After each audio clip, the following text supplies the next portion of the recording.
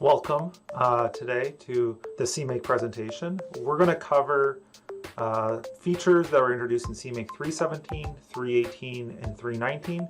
And we're really going to focus on four major features that improve the CMake user experience. So the first one I want to talk about is debugging find modules. This was added in CMake 317, and it's a common issue when you run CMake on a new project or on a new platform that you get an error about unable to find a component or a module.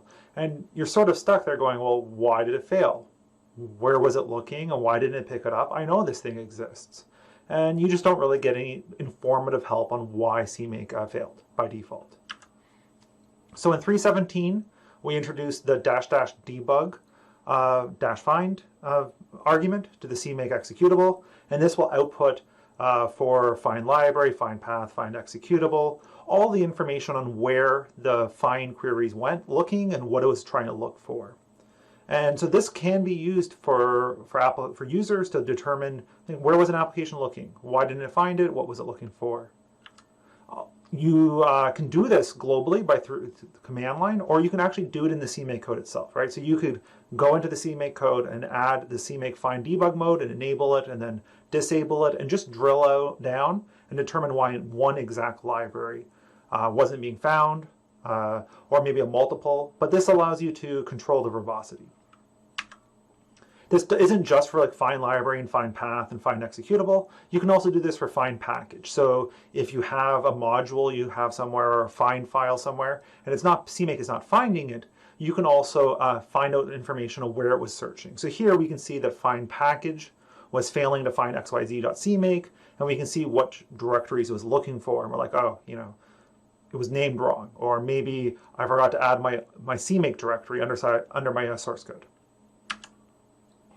So this isn't restricted to just failed queries. So even queries that succeed, in this case a find program, will tell you all of the information. So in this case, it's actually CMake CXX compiler introspection that we're looking at here, where CMake tries to go off and find what compiler to use. And we can see the priority of which executable names that CMake is looking for, and we can see which search paths that CMake prefers over others.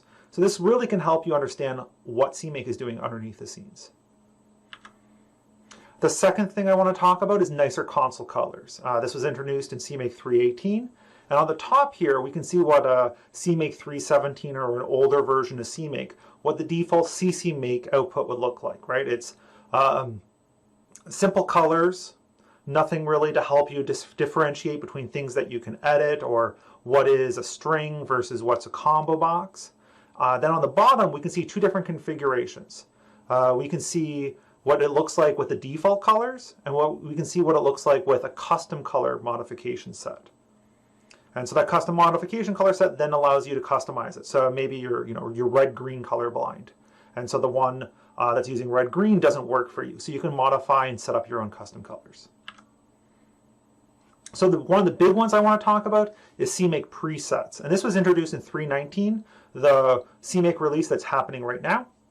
And it is a way that projects can have a set of configurations or a set of states that users can use. So this is stuff like where to build it, which generator you use, cache variables, toolchain files, environment variables.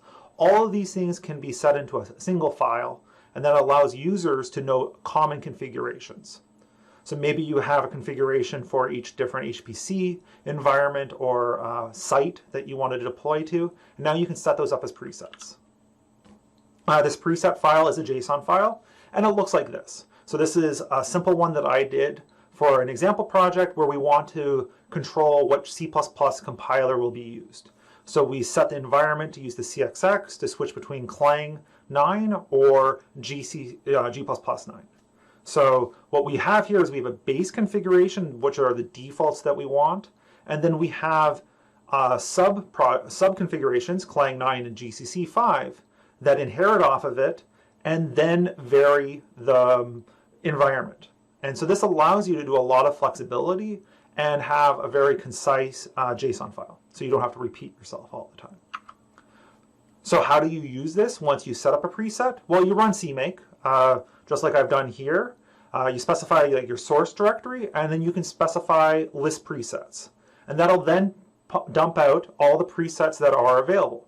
You'll note here that we don't see base because it was set to being hidden on the preset file. So it's one of the ones that you can compose from, but you don't want a user to select. If you're more of a CMake GUI user, that's great. We've actually extended the CMake GUI to have a preset combo box. And once you specify a source directory, you will then see the presets fill out, and you can select which of the presets you want to use.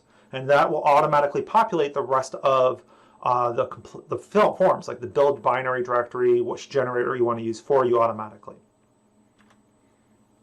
So then if you want to use it from the command line, from the GUI, you just hit configure and generate, and you're done. But from the command line, you would actually just use -- preset equals the name.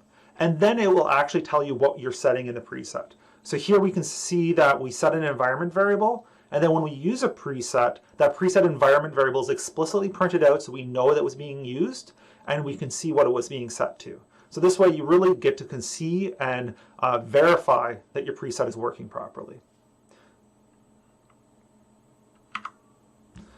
CMake presets are defined in actually two files. We have one for projects that are meant to be committed to that project, so that way every user can has it. And then users can extend or override presets in their own custom presets file. And this shouldn't be checked into your source control, but it's a way to allow you or other developers of your project to have custom configurations that derive from the project, a global project settings. So then there's like two more minor features that I want to talk about. The first is that in CMake 319, we've added ISP support. ISP is Intel's SPIMD program compiler, where SPIMD is single program, multiple data. This is a compiling language that actually targets multiple architectures. So you can tell it to generate optimized instructions for AVX 512, SSE2, and SSE4. And it'll do that simultaneously. And so this has now been added to CMake, and it makes it really easy to use. So you can just add it to a library or add it to an executable, just say the file is an ISPC file, and away you go. And then you can mark up which instruction sets you want to use. In this example here, we're generating for AVX1, AVX2, and AVX 512 for Skylake. And that automatically is done behind the scenes. The ISPC compiler will output multiple object files. CMake will automatically grab all those object files and note, put them into an archive if you're making a static library, or embed them into the executable or shared library. So that's all done for you. For ISPC, one of the things that its compiler also does is it generates headers. And these headers allow you to easily call the ISP functions from C or C++. And to do this, they generate headers. These headers are also automatically done for you, and all the automatic includes are done behind the scenes. So in this example here, the main.cxx, or C++ file, doesn't need to know where the auto-generated headers from the ISPC compiler will be. It just needs to include them, and away it goes, and it gets at everything correctly. CMake 318, we have iterated again with the Clang support for the CUDA compiling language. So now Clang is a CUDA compiler. One of the big caveats here in 318 is that the Clang CUDA support doesn't include separable compilation, or RDC. This is being added and will be part of CMake 319. So if you go try out CMake 319, you'll have relocatable device code or separable compilation enabled. Target link options can now control device linking steps. This is something that's generally required when using relocatable code or separable compilation, depending on how you use that term. And so that's fully controllable now.